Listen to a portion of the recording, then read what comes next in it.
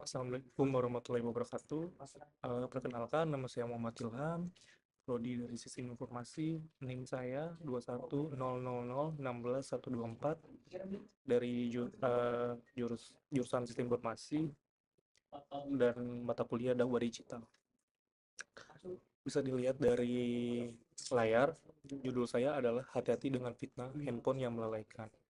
Segala puji bagi Allah Subhanahu wa Ta'ala yang telah memberikan kepada kita berbagai nikmat, termasuk nikmat kemudahan teknologi.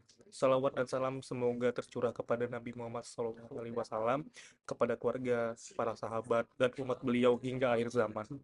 Saudaraku yang dirahmati Allah, kita hidup di zaman yang penuh dengan kemudahan, di mana ilmu hiburan dan komunikasi bisa kita dapatkan hanya dalam genggaman tangan. Handphone atau smartphone telah menjadi kebutuhan pokok dalam kehidupan manusia modern. Namun, di balik manfaat besar itu, tersimpan fitnah yang sangat berbahaya, yaitu kelalaian hati dari mengingat Allah dan kewajiban sebagai hamba-Nya. Fitnah yang datang ke genggaman. Dahulu, untuk mendatangi fitnah, seseorang harus melangkah keluar rumah. Ia harus mencari tempat-tempat tertentu untuk bisa terpengaruhi olehnya. Tapi kini, sebagaimana dikatakan oleh Asy-Syaikh Shalih Al-Fauzan, Hafizullah, pada masa dahulu, seseorang tidak akan terkena fitnah kecuali jika dia mendatangi dan menghadirinya. Namun sekarang, fitnah itu mendatangi kalian di rumah, bahkan di tempat tidur kalian. Bayangkan, kini fitnah itu hadir di depan mata kita, bahwa setiap saat melalui layar kecil yang selalu kita bawa kemanapun. Hanya dengan satu sentuhan jari, manusia bisa membuka pintu maksiat, kelalaian, dan kehancuran hati. Setan menjadikan kita lupa. Allah Subhanahu wa Ta'ala telah mengingatkan kita dalam firman-Nya. Setan telah menguasai mereka, lalu menjadikan mereka lupa mengingat Allah. Mereka itulah golongan setan. Dan ketahuilah bahwa golongan setan itu golongan yang rugi. Quran Surat Al-Mujadilah ayat 19.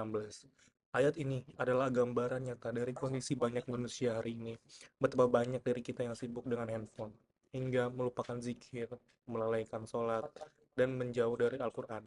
Hati menjadi kering, mata telah menatap layar, tetapi tidak sempat menangis karena takut kepada Allah. Fenomena zaman handphone mengambil hati manusia. Terlihat di sekitar kita. Anak-anak kecil lebih mengenal game daripada doa sehari-hari. Orang tua lebih sibuk dengan media sosial daripada berbicara dengan keluarganya. Banyak orang yang sebelum tidur memeriksa notifikasi, tetapi tidak sempat berdoa kepada Allah Subhanahu wa Ta'ala. Kita tertipu oleh keasikan dunia digital, padahal waktu terus berjalan dan umur terus berkurang. Hari demi hari berlalu, namun amal tidak bertambah. Yang bertambah hanya jam layar atau screen time dan jumlah postingan. Tanda-tanda lalai karena handphone.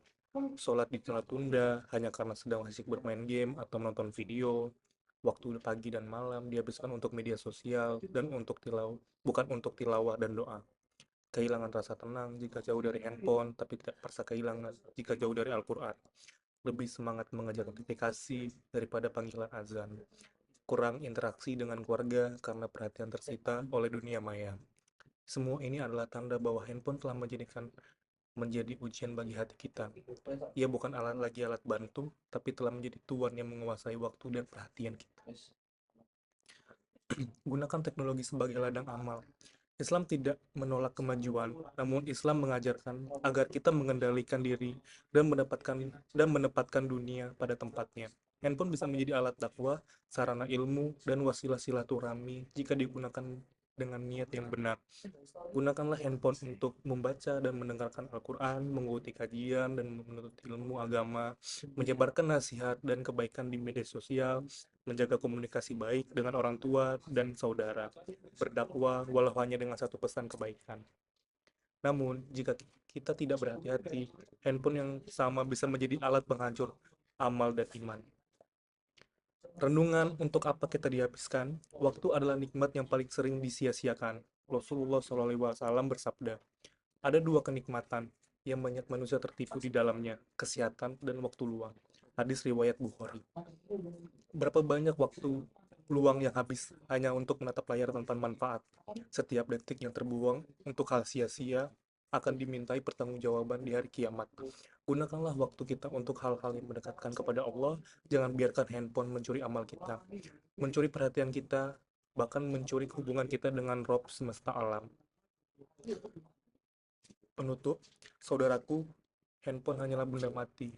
Ia tidak akan menjerumuskan siapapun kecuali jika penggunanya lalai. Maka waspadalah terhadap fitnahnya.